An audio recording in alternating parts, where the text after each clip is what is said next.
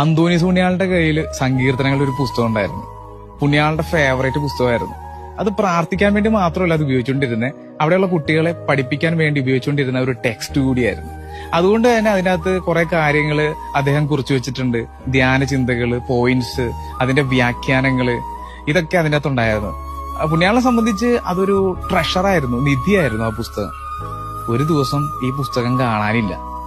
പുസ്തകം മാത്രമല്ല, അവിടെ ഉണ്ടായിരുന്ന ഒരു കുട്ടിയെയും കാണാനില്ല. അവൻ ഈ പുസ്തകം കൊണ്ടങ്ങ് പോയി. എവിടെ പോയെന്ന് ആർക്കും ഒരു പിടുത്തവും ഇല്ല. അന്തോണി പുണ്യാളിരുന്നങ്ങ് പ്രാർത്ഥിക്കാൻ തുടങ്ങി.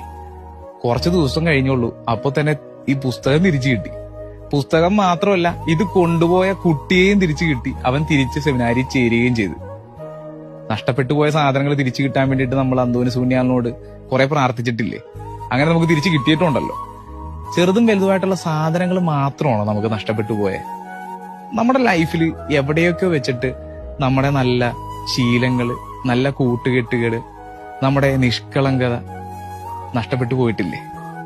ഇതിനെയൊക്കെ ഒന്ന് തിരിച്ചു പിടിക്കണ്ടേ? ഇതൊക്കെ തിരിച്ചു പിടിക്കാൻ കൂടി ഒന്ന് അന്തോണി പുണ്യാളിനോട് പ്രാർത്ഥിക്കണം കേട്ടോ.